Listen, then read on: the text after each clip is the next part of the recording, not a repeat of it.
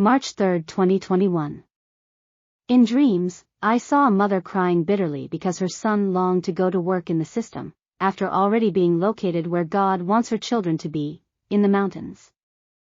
The son went to work, and I saw that the mother suffered when she saw how her son worked hard, with no avail. One day, the mother couldn't take it anymore and she went out to the city to look for him. I heard her pray to God fervently, and I heard her prayers. She said, "Lord, please let me see my son, even if it is for the last time, so that I can say goodbye to him and tell him about the imminent danger.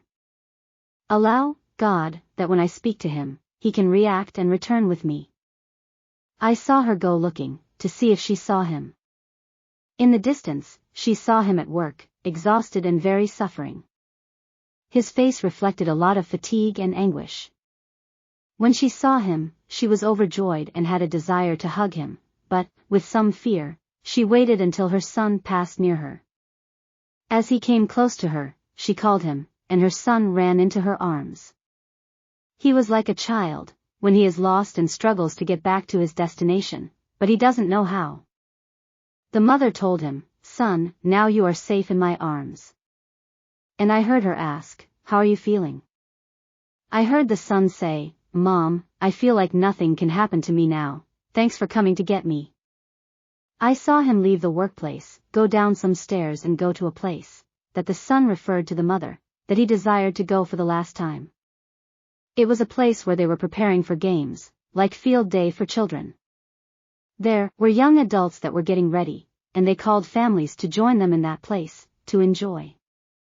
I saw the woman there, who came with the young man.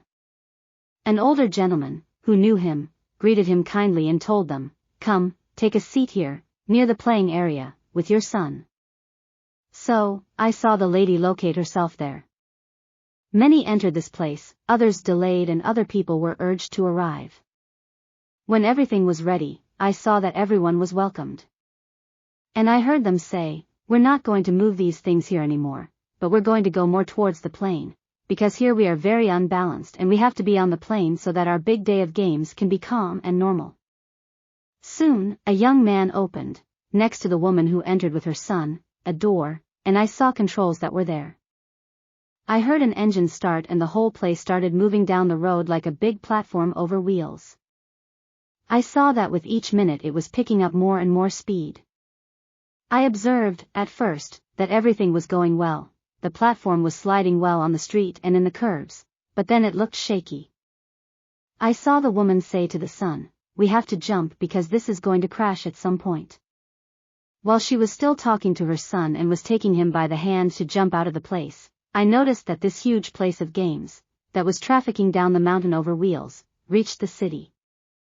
And, there, it was getting closer with high speed towards the railway line.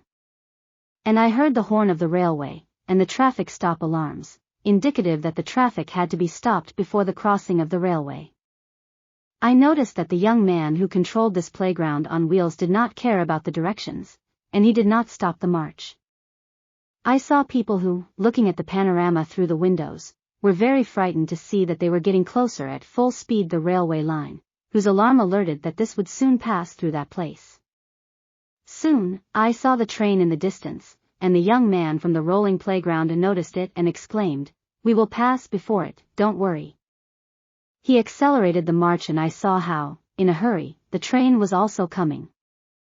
The train came in front of the rolling field and he struggled to slow down.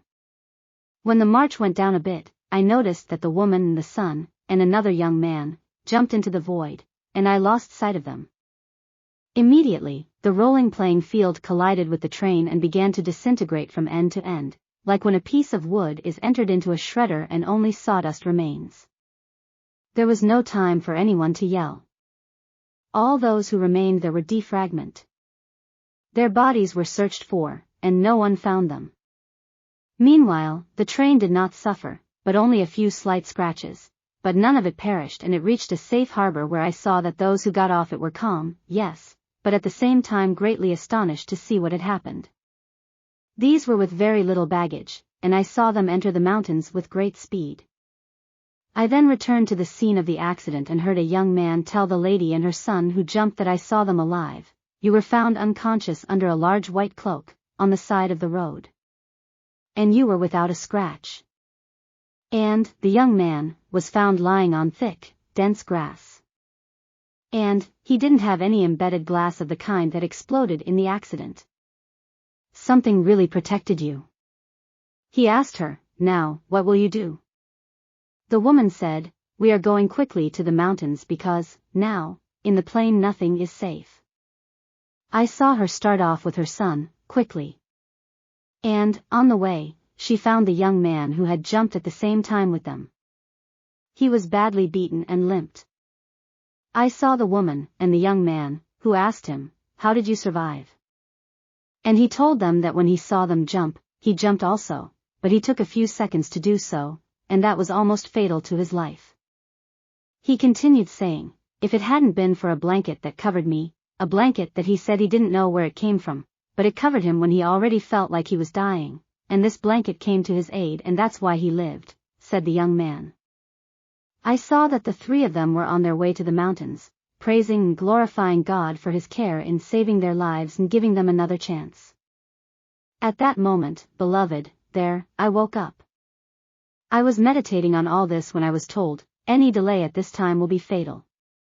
Don't stop the march. Oh, beloved brothers. God grant that we can understand. And that we can, by the mercy of God, who still continues to alert us of all things, that we can pay attention. And we can do whatever it takes to get where we know we need to be. That we do what we know we must do. May we stop procrastination, which is part of the 7 ways of falling, and may we, in the name of the Lord, advance to be safe.